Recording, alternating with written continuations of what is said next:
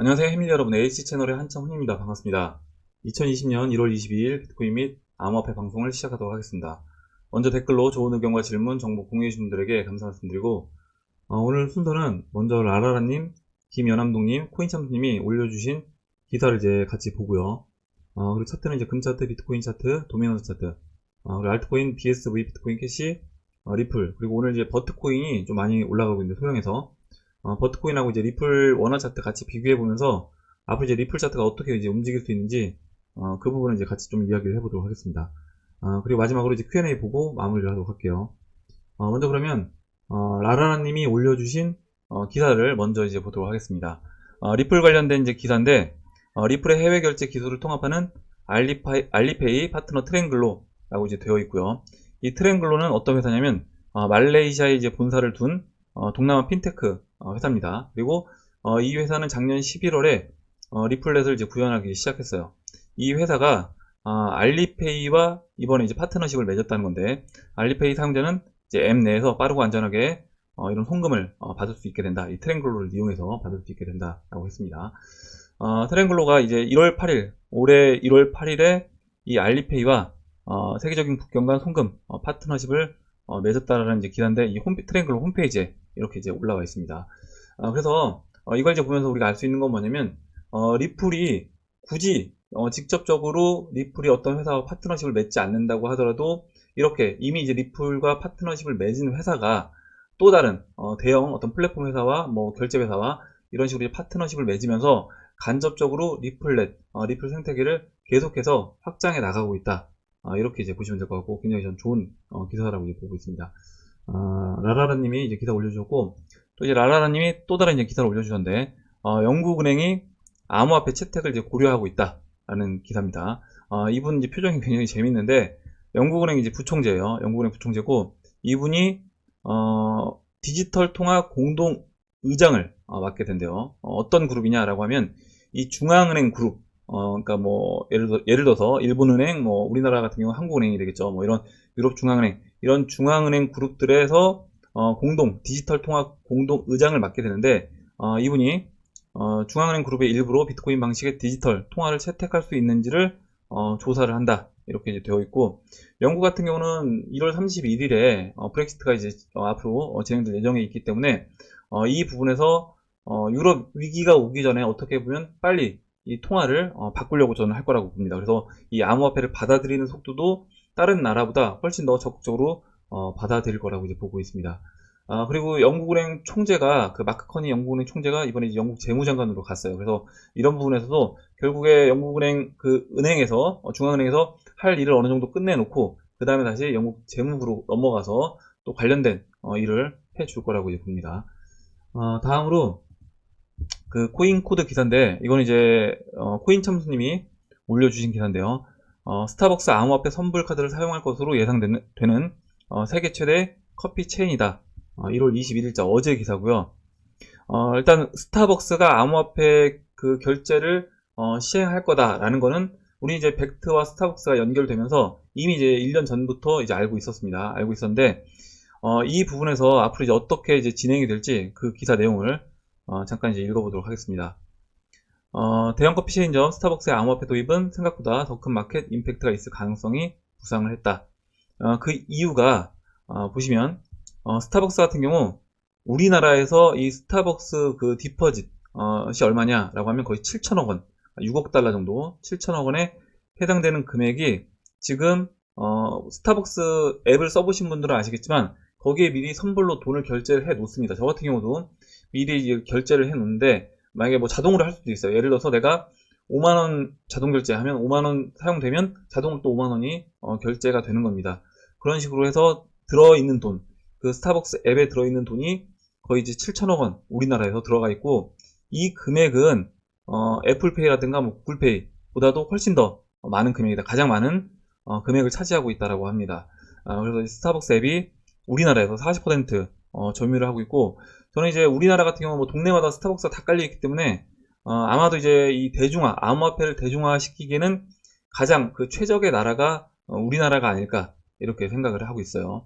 그리고 이제 그 부분에서 스타벅스 이 앱을 사용해서 암호화폐를 통해서 결제를 할 때 예전에 말씀드렸던 것처럼 뭔가 이제 혜택을 줄 거라고 봅니다. 또 특히 이제 젊은 사람들, 20대, 30대들이 좋아할 만한 그런 이제 혜택을 주면서 그 사람들이 이 암호화폐를 적극적으로 이제 받아들일 수밖에 없게끔 만들어 나갈 거라고 봐요. 예를 들어서 뭐 텀블러, 뭐 한정판 텀블러 같은 거를 암호화폐를 사용하는 몇 회 이상 사용하는 고객한테 지급해 주겠다라든가 이런 식으로 한다거나 아니면 암호화폐를 통해서 결제를 했을 때는 뭔가 이제 혜택을 지금 그냥 현금으로 했을 때보다 혜택을 좀 더 준다라고 하면 그 부분에서 암호화폐 사용률은 자연히 늘어날 거라고 봅니다. 그래서 굉장히 좋은 기사고 이건 이제 앞으로 계속해서 진행이 될 거라고 보고 있고요. 그리고 중간에 좀 더 이제 읽어보면 스타벅스의 금융 영역의 예상 케이스로서는 세계에서 선불카드를 개입시키는 자산관리 사업 외에 환율이나 대출, 보험 시장에 진출한다고 분석을 했습니다. 그래서 이게 이제 무슨 얘기냐면 예전에 이제 했던 얘기인데 암호화폐 거래소 중에 이제 대형 거래소들, 사이즈가 큰 거래소들이 작은 중소형 은행들을 인수한다거나 보험회사를 인수한다거나 카드 회사를 인수하면서 그들이 기존에 했던 일들을 암호화폐 이제 거래소가 다 하는 거죠. 그리고 반대로 또 이제 금융회사들 중에 대형 금융회사들이 중소형 거래소들, 암호화폐 거래소들을 인수하면서 이제 또 이쪽 시장으로 진출을 반대로 할 수도 있다라고 봅니다. 그래서 이런 금융 관련된 모든 일들이 이런 플랫폼 위에서 이제 벌어질 수 있게 그리고 암호화폐 거래소에서 이런 일들이 다 할 수 있게끔 된다. 실제로 이제 코인원이라든가 바이낸스에서 지금 보시면 예를 들어 이제 우리나라 거래소에서 코인원 예를 든다라고 하면 지금 이제 코인원 플러스 이쪽 들어가시면 여러 가지 이렇게 이자를 주는 지금 프로그램들이 이미 이제 시작을 했습니다. 결국에 이 암호화폐가 필요한 사람들한테 대출을 해주고 그리고 이걸 이제 맡긴 사람들한테는 반대로 이제 이자를 주고 중간에서 이런 암호화폐 거래소들이 수수료를 챙기는 이런 이제 사업들이 계속해서 이제 많이 이제 벌어질 거라고 봅니다. 그리고 이거는 제가 뭐 코인원 여러분들한테 이제 이용해라 이거 말씀드리는 게 아니라 여러분들이 직접 사용하는 이제 거래소들도 앞으로 이제 이런 일들은 계속해서 이제 하게 될 거예요. 뭐 업빗도 마찬가지고, 뭐 코빗도 마찬가지고, 이런 이자를 주는 이런 서비스들은 계속해서 이제 생길 수밖에 없다. 이렇게 이제 보시면 될 것 같습니다. 그리고 마지막에 이제 하나만 더 읽어보고 이 기사는 이제 마무리할게요. 마지막 이제 부분 보시면 스타벅스 같은 경우에 이 2020년 내에는 미국의 스타벅스에서 비트코인을 매장 결제로 구현하려고 계획을 하고 있다. 벡터와 이제 제휴로 관계 체결해서요. 이 부분이 뭐냐면 지난번에 그 1984년도인가 85년도에 그 하버드대 교수가 앞으로 이 암호화폐 그리고 세계 단일 통화에 대해서 세계 단일 통화 그 스케줄을 이렇게 미리 이제 만들어 놨습니다. 거기에 보시면 2020년인가 2021년이 이런 상거래에서 암호화폐를 통해서 직접 이제 돈을 결제하는 그 서비스를 시작하는 해가 이제 2021년인가 2020년으로 이제 봤어요. 그래서 그렇게 본다라고 하면 지금 그 일이 그 계획대로 1985년도, 84년도에 그 하버드대 교수가 세계 단일 통화 그 스케줄을 만들었던 그 계획대로 지금 이제 진행이 되고 있는 거다. 이렇게 이제 보시면 될 것 같습니다. 다음으로 이제 잠깐만요. 이 기사는 김연암동님이 올려주신 기사인데 미국 의원들 가상화폐 결제 면세 법안을 발의를 했다라는 내용이고 뭐 다 면제해주는 건 아니고 $200 미만 약 23만원 이하 거래에 대해서 세금을 면제해주는 법안을 추진한다. 지금 이제 암호화폐로 뭔가 내가 매도를 했을 때 그 부분에 대해서 세금, 그 시세 차익에 대한 세금을 내야 되는데 이 암호화폐를 가지고 만약에 $200 미만을 갖고 결제를 할 때는 그때 이제 세금을 부과하지 않는 걸로 이렇게 이제 법안을 준비 중에 있대요. 이거는 결국에 만약 이제 그 금융 세력이 이 암호화폐를 활성화시키는 게 이제 그들의 목적이라고 하면 당연히 이제 이와 같이 세금 혜택도 주면서 소액 결제에 세금 혜택도 주면서 암호화폐를 사람들이 적극적으로 실제 이제 결제에 사용할 수 있게끔 만들어 줄 거라고 봅니다. 그래서 이제 이 부분도 굉장히 좋은 기사라고 보고요. 이거는 이제 미국에서 이와 같이 법안이 마련이 되면 우리나라도 뭐 다르게 가는 게 아니라 지난번 그 다보스 포럼 의제 중에 하나가 이런 부분이었어요. 암호화폐에서는 세금을 어떻게 책정할 것인가, 암호화폐 세금을 어떻게 이제 부과할 것인가, 이제 이 부분에 대해서 의제를 다루고 그런 의제가 어느 정도 이제 정해지고 미국에서 어떤 법안이 마련이 된다라고 하면 그 법안대로 다른 나라들도 크게 이제 벗어나지 않는 범위 내에서 따라갈 거라고 봅니다. 이렇게 이제 좋은 기사 세 분이 올려주셔서 같이 봤고요. 그럼 다음으로 금 차트부터 이제 보도록 할게요. 금 차트 이제 위치만 체크를 해 보겠습니다. 금 차트는 지금 1553달러로 뭐죠? 2011년도 그리고 작년 고점 연결한 이 노란색 추세선에서 계속 이렇게 지지를 받으면서 지금 보시면 20일 이평선 올라올 때까지 기다렸습니다. 그래서 이번에 이제 이 20일 이평선 올라오면서 다시 한번 이제 상승을 이어 나가는지 아니면은 추가적으로 이제 50일 이평선이 올라올 때까지 좀 더 기다려 주든지 그렇게 진행될 거라고 보고, 지금 이제 비트코인하고 좀 보폭을 맞춘다라고 하면 비트코인이 아직까지 박스 중심을 넘지 못했기 때문에 조금 더 쉬어줄 수도 있다라고 봅니다. 이렇게 이제 금 차트 보고 다음으로 비트코인 차트 이제 보도록 할게요. 비트코인 현재 이제 8,694달러에 위치를 하고 있고, 지금 이 박스, 지금 이 8,687달러와 8,900달러 이 박스 사이에 갇혀있는 모습인데, 제가 이제 어제 뭐라고 말씀드렸냐면, 이 노란색 투직선 중심으로 이 대칭 형태로 진행이 되고 있다. 이렇게 이제 말씀드렸고, 우선 한 가지 더 이제 말씀드리면, 이 주황색 테더 발행은 아직까지 뭐 특별하게 발행된 건 없습니다. 지난번 이 빨간색 추세 라인을 돌파하기 전에 한번 이제 큰 발행이 있었고, 그 이후에는 그냥 횡보를 하고 있다. 이렇게 이제 보시면 될 것 같아요. 이건 이제 지울게요.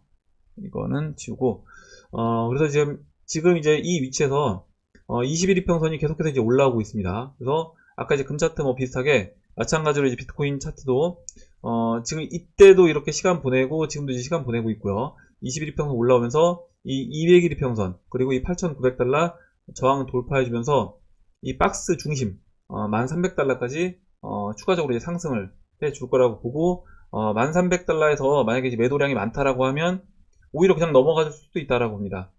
넘어가지고 이제 쉬어주는 거죠. 조정은 만약에 이제 단기간에 뭐 비트맥스라든가 이런 데서 개인들 숏이 많다라고 하면 여기서 숏 물량이 많기 때문에 오히려 그냥 한 번에 돌파시켜 주고 그 다음에 청산시키고 조정 주고 다시 상승시켜 줄 수 있다라고 봐요.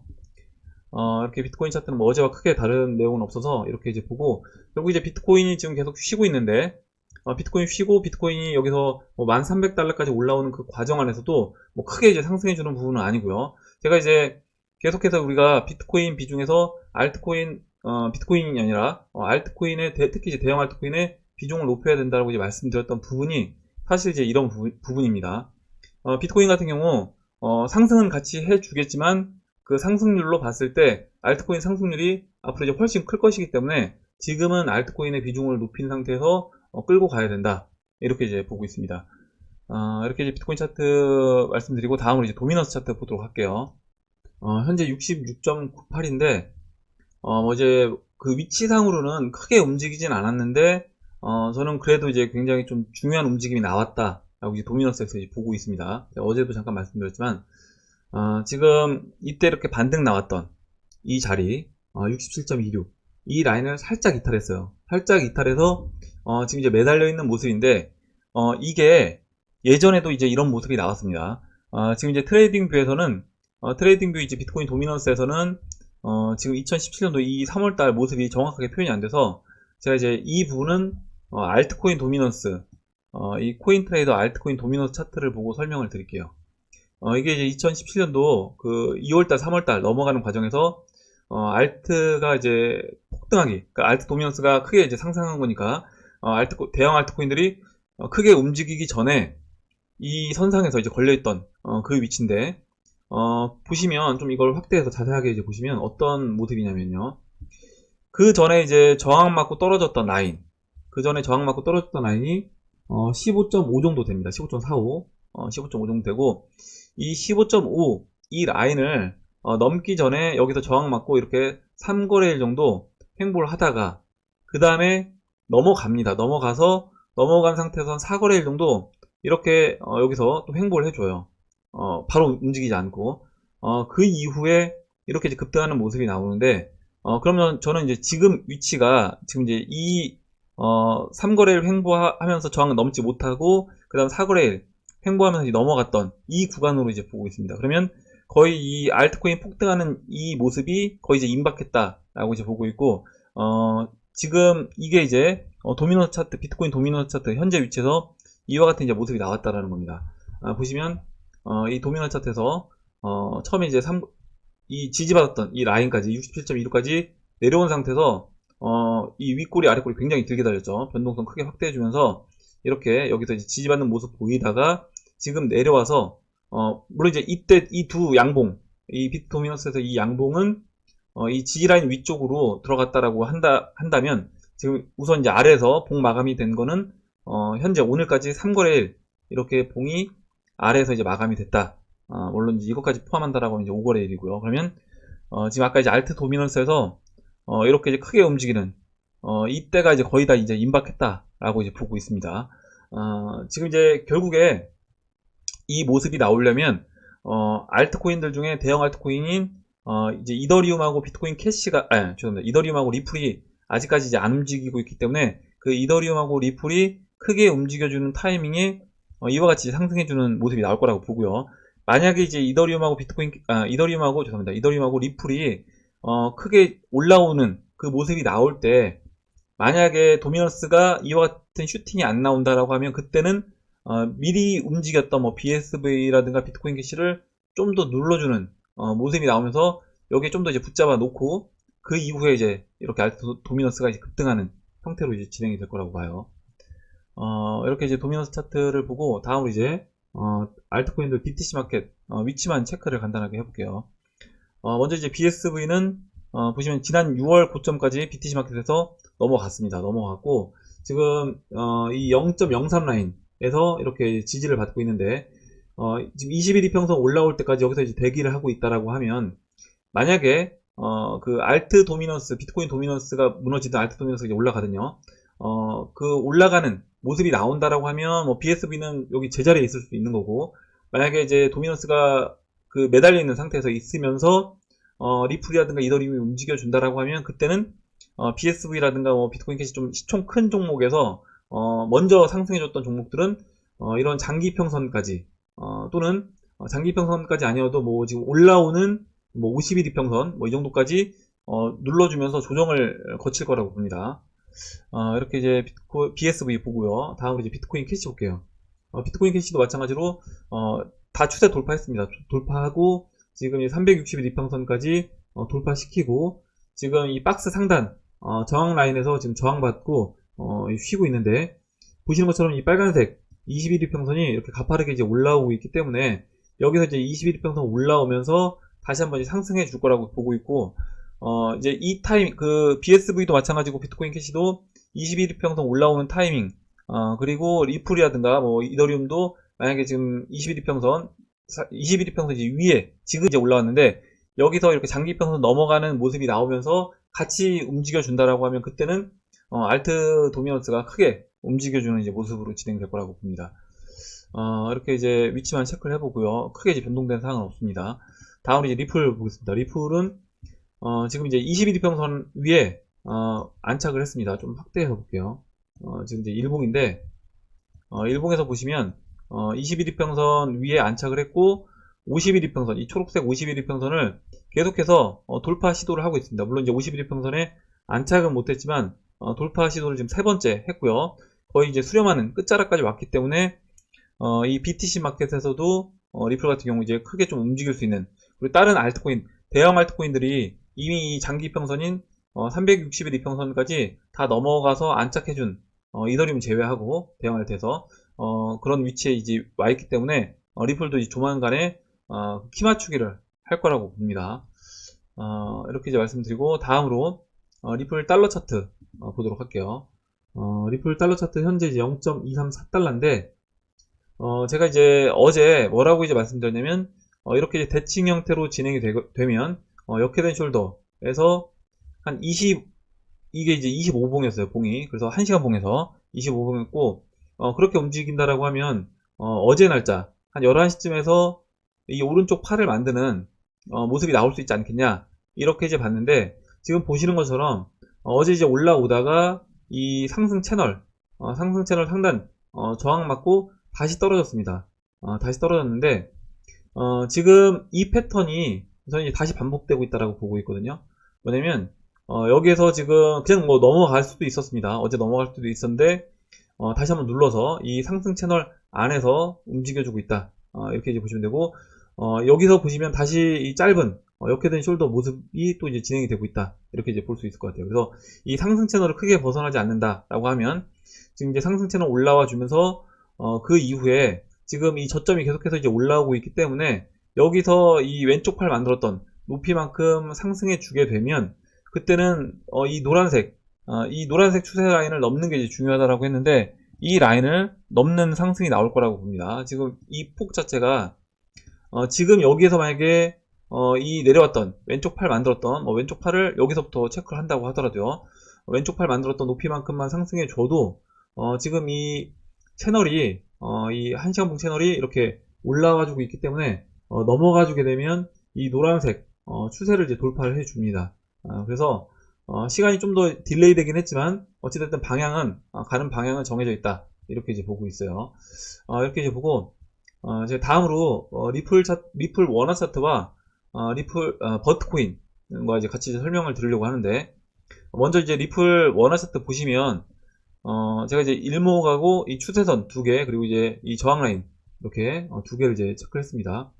보시면 이 추세선 돌파하고 제가 어제 말씀드린 게 이 일목에서 이제 의문에 갇혀 있고 비트코인하고 뭐 같이 같은 모습으로 진행된다고 하더라도 비트코인도 이 의문 벗어났던 것처럼 리플도 이제 벗어날 거라고 보는데 이제 뭐 비트코인처럼 천천히 올라가는 그런 모습보다는 저는 오히려 이렇게 버트코인 오늘 이제 급등한 이런 버트코인처럼 한 번에 크게 움직여주는 모습도 나올 수 있다라고 봅니다. 그리고 이제 이 부분에서 이 모양이 이렇게 상승하는 모양은 여러 가지 형태를 띌 수 있어요. 무슨 얘기냐면 지금 비트코인 캐시처럼 한 번에 돌파하지 않고 이런 저항 라인 지난번 이제 작년 10월달 11월달 그 라인에서 한 차례 쉬어주고 넘어갈 수도 있는 거고요. 버트코인처럼 작년 10월달 11월달 라인은 한 번에 돌파시키면서 그 다음 작년 6월달 고점까지 한 번에 치고 올라갈 수도 있다라고 봅니다. BSV 같은 경우가 작년 6월달 라인까지 한 번에 치고 올라갔는데 그럼 이제 이와 같은 형태도 충분히 전 리플도 이제 가능하다라고 보고 있고 버트코인 이 추세 돌파하고 보시면 이 의문 돌파하고 나서요. 의문 돌파한 다음 날 이렇게 장대 양봉 만들어주면서 쭉 상승을 해줬습니다. 그러면 리플로 이제 이야기하면 지금 이제 리플로 이야기했을 때 버트코인 위치는 어디냐면 지금 470원에서 570원 사이에 와 있는 거예요. 여기 지금 이렇게 450원에서 470원, 470원에서 570원 사이까지 버트코인은 지금 현재 이제 올라와 있는 상태다. 이렇게 이제 보시면 될 것 같고 만약에 이제 개인 투자자들이 이 360원 저항 라인 여기서 이제 매도를 좀 많이 해준다 라고 하면 그래서 물량을 충분히 확보했다라고 하면 여기서 쉬는 것 없이 바로 이제 470원 이 라인까지 돌파하는 이제 모습으로 진행이 될 수 있는 거고요. 마찬가지로 지금 이 470원, 570원 라인도 마찬가지입니다. 여기서 이제 개인들 매도가 많다라고 하면 이 라인도 또 이제 저는 한 번에 뛰어넘을 수 있다라고 봅니다. 그래서 이거는 이제 얼마만큼 개인들이 물량을 많이 내놓느냐 시장에 그거에 따라서 올라가는 폭도 이제 결정이 될 거다 이렇게 이제 보고 있고 어찌 됐든 간에 이게 하루에 움직이든 며칠에 걸쳐서 이 저항 라인들 돌파하면서 상승을 해주든 결국에는 장기평선 돌파시키고 장기평선에 안착한 다음에 그 다음에 본격적인 상승이 이 단기평선들이 올라올 때까지 기다려주고 그 이후에 이제 본격적인 알트코인들 랠리가 펼쳐질 거라고 보고 있습니다. 이렇게 이제 리플 원화 차트까지 보고 다음으로 이제 그럼 Q&A를 보도록 할게요. 먼저 잭구님이 써주신 내용입니다. 참고로 세금은 소급하여 추징이 가능합니다. 실제 박근혜 정부 때 프랜차이즈 본사에서 각 매장 매출 대비 식자재 구입비를 확인하여 20년 전 세금까지 뜯어갔습니다. 거래소가 개인 입출금 기록이 있다면 당연히 소급하여 세금 추징하겠죠. 이렇게 써주는데 리플님이 이제 답변을 달아주셨습니다. 읽어볼게요. 모든 법은 소급 추징이 안 되는 것이 원칙입니다. 과거에는 죄가 되지 않았는데 현재 법을 만들어 과거의 행위를 죄를 처벌한다는 것은 예측 가능성에 위배되기 때문이죠. 위의 경우는 과거 탈세 부분에 대해서 추징하는 것 같습니다. 추징과 소급입법은 개념이 다릅니다. 이렇게 써주셨고 제가 이제 제꾸님 이 글을 이제 읽어드린 이유는 아마 이제 이렇게 생각하시는 분들도 많이 계실 것 같아서 이 부분을 이제 읽어드렸고 여러분들 중에 혹시 내가 지금 암호화폐로 돈을 많이 벌게 되면 이 부분에서 정부에서 바로 지난번에 이야기했던 것처럼 20% 세금을 부과하는 거 아니냐 이렇게 법을 적용해서 이렇게 이제 생각하실 수 있는데, 법이 아직까지 마련도 된 거 아닙니다. 법이 마련이 되고, 법 마련된 이후에 그 다음에 이제 시행 날짜가 정해지고, 그 시행 날짜가 정해졌을 때 그때부터 그 법대로 세금을 이제 부과하게 된다, 이렇게 이제 보시면 되고, 그렇다라고 하면 지금 우리가 아무리 이제 수익을 여기서 많이 거둔다고 하더라도 세금 낼 부분은 없는 거죠. 나중에 이제 법을 만들어서 야, 예전에 니들 돈 벌었으니까 그에 대해서 세금 내라, 이렇게 하진 않는다라는 겁니다. 만약에 이제 그렇게 된다라고 하면 모든 경우에서 이런 식으로 이제 세금을 부과할 수 있다라는 거죠. 지금 이제 리플님이 이야기해 주셨던 것처럼 세법을 만들어서 예전에 돈 벌었던 사람들한테 세법을 만들어서 예전에 돈 버는 거에 대해서 다 세금을 부과할 수 있는 겁니다. 정부가 만약에 돈이 없다라고 했을 때, 그러면 그건 이제 말이 안 되기 때문에 이렇게 소급 적용은 안 된다. 기본적으로 이렇게 이제 보시면 될 것 같고, 이야기해 주셨던 것처럼 아마 이제 이 프랜차이즈 뭐 본사에서 세금 가져간 거는 그 전에 아마 탈세 부분이 있었기 때문에 가져가는 거라고 이제 저도 생각을 합니다. 이렇게 이제 말씀드리고, 다음으로 김신님이 써주신 내용 보겠습니다. 2019년 6월에서 8월부터 고점 찍고 내려가는 시장에서 좋지 않은 댓글들이 넘쳐났는데 시장이 좋으니 이젠 없네요. 쓸쓸합니다. 며칠 전 방송에서 나온 것처럼 이장님도 댓글과 사람들의 원망에 상처를 많이 받은 것 같고요. 어느덧 구독자가 많아져서 다양한 분들이 있지만 하루하루에 일일비 안 했으면 합니다. 이제 시작인데 앞으로도 계속해서 올라갔다 내려갔다 하면서 흔들어댈 텐데 흔들어대는 암호화폐 시장에서 쉽지 않겠지만 목표에 도달할 때까지 이장님과 해밀리 식구들은 서로 도움이 되면서 같이 갔으면 합니다. 이렇게 써줬고, 이장님과 여러 예측과 의견은 감사하고 참고하면서 투자는 본인의 책임 속에 했으면 합니다. 마지막으로 1998년에 구입해서 삼성전자 주식으로 이익 보시고 짜투리로 이미 원금을 능가하고 아직도 존버하시는 제 아버지처럼 저도 이익 실현 후에도 짜투리는 꼭 남겨둘 예정입니다. 이렇게 써주셨는데, 예전에 98년도에 아마 삼성전자를 사셨으면 아마 2, 3만원대에 사셨던 것 같아요. 그 정도 가격에 사셨고, 거기서 충분히 수익을 보시고 파신 다음에 남아있는 그 짜투리 금액이 그 당시에 샀던 그 원금보다 많다라고 이야기를 해주셨잖아요. 그래서 저는 이제 이 암호화폐 시장에 투자하는 여러분들도 앞으로 이제 이런 일이 벌어질 거라고 봅니다. 무슨 얘기냐면, 아까 제가 코인원 뭐 스테이킹이라든가 이자를 주는 부분을 잠깐 이제 설명을 드렸는데, 뭐 다른 거래소들 뿐만 아니라 이제 모든 플랫폼에서 이런 식으로 자신들 플랫폼에 있는 뭐 발행한 스테이블 코인이라든가 아니면 이런 암호화폐들을 보관하면 그것에 대한 이자라든가 뭐 스테이킹 비용을 줄 거라고 봅니다. 그러면 지금 여러분들이 투자했던 그 원금을 나중에는 아마 이제 시간이 충분히 지난다라고 하면 저는 이제 뭐 많이 걸릴 것 같지 않다고 보는데, 시간이 지났을 때 여러분들이 그 원금을 지금 이제 이자로 받는 그런 수준까지 될 수 있다라는 거죠. 무슨 얘기냐면, 예를 들어 여러분이 지금 뭐 1000만원어치 이 암호화폐를 샀다라고 했을 때 그 1000만원이 계속해서 이제 암호화폐 가격이 올라가면서 뭐 1억, 뭐 많게는 뭐 10억 이렇게 될 겁니다. 그러면 그것에 대한 그 이자 소득으로 받는 금액이 매년 1000만원 이상이 될 수 있다는 거죠. 그래서 이제 그런 일들이 실제 주식시장에서도 있었고, 주식시장에 있었던 이 일들이 저는 이제 암호화폐 시장에서도 똑같이 시간이 지나면 나타날 거라고 이제 봅니다. 이렇게 좋은 내용과 이제 경험담을 올려주셔서 같이 이제 읽어봤고요. 다음으로 이제 바닷가 별방님이 건강 관련된, 먼저 이제 도그앤 피그님이 리플 관련된 잠깐 이야기를 써주셔서 먼저 이제 읽어보겠습니다. 저희 짧은 차트 소견으로는 리플이 상승 추세로 전환을 보여주고 있는 것 같네요. 일본 기준 62평선 기울기가 완만해지면서 살짝 들어올리려는 모습을 보인 데다가 단기 이평선들이 62평을 골든 크로스 해주는 모습이 며칠 전부터 나왔습니다. 이제는 리플 좀 매수해봐도 될 시기라고 판단이 됩니다. 이렇게 써주셨고, 아마 이제 어제 그 비트코인하고 리플 봤을 때 뭐 비트코인으로 좀 옮기는 게 좋아 보인다 이렇게 의견 주셨는데, 차트가 이제 좀 좋아지면서 올라와 주면서 뭐 리플도 매수해도 괜찮은 시기로 보인다 이렇게 써주신 것 같습니다.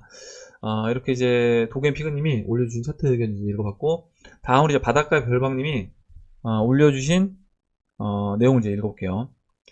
구충제 드시고 있나요? 유튜브 검사 꼭 해보시고 반드시 구충하세요. 생각보다 심각합니다. 현재 국민 대부분 기생충 피해가 심합니다. 해밀리 분들도 한 분 빠짐없이 구충하세요. 이렇게 써줬고, 아마 이제 요즘에 그 암 환자분들이 이 구충제를 드시고 암이 나았다 이런 이제 이야기 때문에 이 내용을 써주신 것 같고, 뭐 암을 떠나서 실제 여러 가지 기생충들이 있대요. 뭐 기생충들 우리가 이제 흔히 알고 있는 그런 기생충 말고 진짜 작은 어떻게 보면 이제 미생물보다 더 작은 그런 기생충들도 있기 때문에 그런 기생충이 여러 가지 질병을 또 야기한다라고 합니다. 그래서 이제 관심 있으신 분들은 한번 이 유튜브 케빈의 건강 캠프 이걸 이제 검색해서 이제 보시길 바라고, 뭐 복용법이라든가 기간, 약 종류가 자세히 나와 있다라고 해요. 그리고 이 기생충이 전자현미경으로 봐야 알 수 있을 정도의 이런 작은 게 많다라고 하니까 이런 부분도 한번 보시기 바랍니다. 아무리 이제 뭐 돈이 많아도 뭐 돈보다도 어떻게 보면 더 중요한 게 이제 건강이기 때문에, 건강을 잃으면 모든 걸 이제 잃는 거잖아요. 그래서 여러분도 건강도 챙기시면서 또 돈도 이렇게 버시기 바랍니다. 이렇게 이제 건강 관련된 좋은 내용을 이제 소개를 해주셔서 같이 이제 봤고요. 다음으로 신지혜님이 써주신 내용 이제 보겠습니다. 신지혜님이 세 번째 글 이렇게 이제 올려주는데, 처음 이제 서두는 생략을 하고 중간부터 읽어보도록 할게요. 과연 이제 우리가 행복한 것이 맞냐라는 질문에 선뜻 대답을 하지 못하게 됩니다. 과연 이런 삶은 누가 디자인한 것일까요? 이것이 과연 우리가 100% 선택한 삶일까요? 저는 앞서 암호화폐를 무조건 취하라고 말씀드렸습니다. 왜냐하면 우리에겐 선택권이 없기 때문입니다. 여러분은 맞벌이를 선택하셨나요? 여러분은 아이폰과 갤럭시폰을 선택하셨나요? 여러분은 자동차를 선택하셨나요? 우리는 선택을 한 것이 아닙니다. 정확히 말하자면 선택을 강요받은 것이죠. 물질, 행복함이란 기득권의 이미지 포장과 더불어 그들의 강력한 무기, 바로 금융 서비스로 우리는 그들이 끌고 가는 방향으로 그저 따라 걸어갈 뿐입니다. 그래서 이제 우리가 뭐 생각하는 게 내 고유의 생각인 것처럼 느껴지지만, 그게 이제 어떻게 보면 이제 유튜브 뭐 알고리즘에 의해서 유튜브 AI가 우리한테 제공하는 그런 영상들을 계속 본다거나, 뭐 페이스북 그 알고리즘에 의해서 우리한테 제공하는 그런 노출되는 뭐 기사들, 이런 것들을 우리가 반복적으로 보게 되면 우리의 생각도 그 AI가 조정하는 대로 그들 금융 세력이 원하는 대로 끌고 갈 수 있다 라는 아마 내용으로 이야기를 해주신 것 같아요. 여러분은 아시나요? 우리나라 대기업과 금융회사의 대부분은 외국계 자본, 외국 투자자의 비중이 더 높다는 사실 말입니다. 이미 대기업과 많은 수의 금융회사들이 한국 회사가 아니라는 사실을 알고 계실 겁니다. 다행인지 불행인지 우리나라도 기득권의 선택을 받은 덕분에 G20 국가 안에 명함이라도 내밀게 된 것입니다. 아마 이제 여기서 이야기하는 기득권은 뭐 금융세력, 미국이 될 거라고 이제 봅니다. 그래서 지금 이제 전 세계적으로 친미 성향을, 그러니까 미국과 같은 편에 있는 나라들 같은 경우는 어느 정도 그래도 이제 경제적으로 안정된 모습을 보이는데 반해서 친중 성향을 갖고 있는 나라들, 반미 국가들 같은 경우는 굉장히 경제적으로 어려운 그런 처지로 이제 몰리고 있다라고 보고 있어요. 그래서 결국에 우리나라도 마찬가지로 우리나라 어떤 국민들을 생각한다라고 하면 어느 편에 서는 게 저는 이제 맞느냐라고 했을 때 당연히 그 세력, 그 기존의 이제 기득권이라고 이야기하신 그 미국과 같은 편에 서는 게 맞다라고 봅니다. 중국이 그리도 미국에 반항하며 금융을 개방하지 않으려고 하는 이유도 여기에 있습니다. 바로 돈맛의 무서움을 알고 있기 때문입니다. 샤오땡이라는 회사가 한때 날아가는 듯 했습니다. 이상했습니다. 분명 각종 회사의 지적재산, 특허를 침해하는 것이 분명해 보이는데 이것을 일부러 묵인한 것입니다. 바로 돈맛을 알게 한 것입니다. 바로 자본주의라는 달콤한 초콜릿을 말입니다. 자본주의, 그 위대한 쾌락을 맛본 자는 절대 돌아갈 수 없습니다. 자동차를 사지 않으면 안 왔지. 한번 자동차를 산 사람이 자동차를 없애버리기는 어렵습니다. 여러분 내일 당장 스마트폰을 서랍에 넣고 생활할 수 있으신가요? 스마트폰 이것은 생활입니다. 바로 생활 속 깊숙하게 침투되어 이미 생활이 스마트폰이 되어버린 세상입니다. 저나 여러분이나 세계 각국의 모든 사람들은 절대 손에서 스마트폰을 놓지 못합니다. 왜냐하면 우리는 이것을 가지고 다니며 행복하다는 관념을 무의식적으로 형성하며 그것을 선택하게끔 은연중에 강요받아왔기 때문입니다. 스마트폰과 블록체인, 암호화폐 출현이 과연 우연일까요? 이렇게 어울리는 삼박자가 우연일까요? 비트코인이 등장하고 몇 년이 흘러 아주 시기적절하게 5G가 출현하고 세계적 기업으로 성장한 삼성의 스마트폰에 암호화폐 지갑이 탑재가 되었습니다. 하나같이 대기업들은 핀테크와 암호화폐, 블록체인을 도입하고 있습니다. 우리는 암호화폐, 암호자산이란 시대적 패러다임, 시프트를 경험하고 있습니다. 여러분은 여기서 화폐와 자산이란 단어에 주목해서는 안 됩니다. 우리가 집중해서 봐야 할 단어는 암호입니다. 왜 그 많은 단어들 중에서 암호라는 단어를 취했는가, 왜 블록체인인가, 그 해답을 찾은 분들은 장기적으로 들고 가시리라 생각됩니다. 저는 단타를 하지 않습니다. 자금도 없습니다. 그저 제가 할 일은 조금씩이라도 비트, 이더, 리플 등 3대장을 장기적으로 꾸준히 하나씩 모으는 것 뿐입니다. 그 이유는 명쾌합니다. 바로 기득권과 세력들이 그 길로 걸어가라고 힌트를 주고 그 길을 선택하게끔 하는 증거들이 보이고 있기 때문입니다. 변화의 시대, 이 큰 흐름에 동참하지 않는 사람은 계속해서 경제적 노예의 삶을 살게 될 것이라고 생각합니다. 이렇게 좋은 내용을 써주셨고, 제가 이제 신지님이 써주신 내용을 이제 쭉 읽어드렸는데, 좀 글이 길지만 제가 다 읽었습니다. 읽은 이유가, 지금 여러분들도, 지금 암호화폐 시장에 투자하고 있는, 이 방송 보시는 여러분들도, 이제 신지님처럼 각자 나름대로의 그 암호화폐 투자하고 있는 이유가 있어야 된다는 거죠. 물론, 투자하고 있는 이유는 우리가 이제 돈을 벌기 위해 투자하는 건 맞습니다. 기본적으로 이제 돈을 벌기 위해 투자를 하고 있는데, 내가 이 암호화폐에 어떤 확신을 갖고 투자를 하는가, 그 자기 확신에 대해서 내 나름대로의 이유가 있는 사람과 그 이유가 없는 사람은 저는 이제 분명히 그 보상 받는 부분에 있어서 갈릴 거다라고 보고 있어요. 그래서 여러분들도 물론 이제 정보는 다른 사람들 여러 사람들로부터 정보를 취합니다. 저도 마찬가지고요. 여러분들도 이렇게 여러 사람, 여러 매체를 통해서 정보를 취하겠지만 그 여러 정보들을 가지고 최종적인 결정 그리고 최종적인 확신은 시대가 이렇게 바뀌고 이렇게 되니까 앞으로 이 암호화폐, 이 블록체인이 시대의 큰 흐름이 될 수밖에 없겠구나. 이런 거를 그 확인하고 확신 갖는 거는 여러분 스스로 가져야 된다. 그리고 이제 그렇게 됐을 때만이 실제 나중에 시간이 지나서 그 보상을 받을 때 큰 보상을 저는 받을 수 있다라고 생각을 합니다. 이렇게 좋은 내용 이제 올려주셔서 다시 한번 이제 읽어봤고 다시 한번 이제 감사 말씀드리고 다음으로 이제 에리규님하고 비웨이브님이 이제 같은 내용을 이제 올려주셨는데 그 부분을 이제 보고 마무리를 하도록 하겠습니다. 먼저 이제 에리규님이 트위터를 이제 올려주셨어요. 그리고 그 내용을 이제 써주셨는데 미 재무장관 스티브 문누신이 다보스 포럼에서 암호화폐에 대해 국제지구 간 비용 절감이 이점이 있으며 이 프로젝트를 적극적으로 지원한다고 이야기했습니다. 무슨 프로젝트일까요?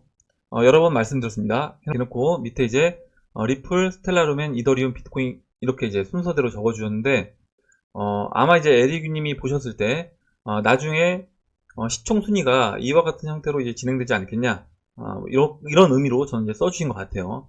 제가 봤을 때는 그리고 이제 비웨이브님도 같은 이제 내용을 올려주셨는데 오늘 WF20에서 스티브 문누신이 크립토커런시에 대해서 질문을 받고 기업과 개인의 국제 송금에는 시간 및 비용 절감에 효과가 있다. 그리고 나는 이런 일을 하는 기업을 전적으로 서포트할 생각입니다. 라고 제대로 된 리플과 SRP, XRP 립 서비스를 해줬네요. 문누신 이름은 이상하지만 사랑해요. 이렇게 쓰셨는데 저도 이제 이분 볼 때마다 이름이 좀 특이하다라는 생각을 했습니다. 일단 이 올려주신 이 링크를 가보면 이게 다른 사람이 올린 게 아니라 이 브래드 갈링 하우스가 올린 내용이에요. 그래서 다른 사람이 이야기했다라고 하면 지금 에릭님이 이야기해 주셨던 것처럼 무슨 프로젝트일까요? 이 부분에 대해서 우리가 뭐 리플이다라고 딱 확신해서 이야기할 수는 없겠지만 이걸 이제 그 리플 CEO 브래드 갈링 하우스가 이 트위터를 올렸다라고 하면 결국 여기에서 이야기하는 이 스티브 문누신이 이야기한 그 해당 프로젝트는 리플일 확률이 굉장히 높다라고 생각을 합니다. 그리고 이 트위터 이제 마지막 부분을 보면 미국 규제는 이 실용주의를 적용하는 것이 중요하다 이렇게 되어 있습니다.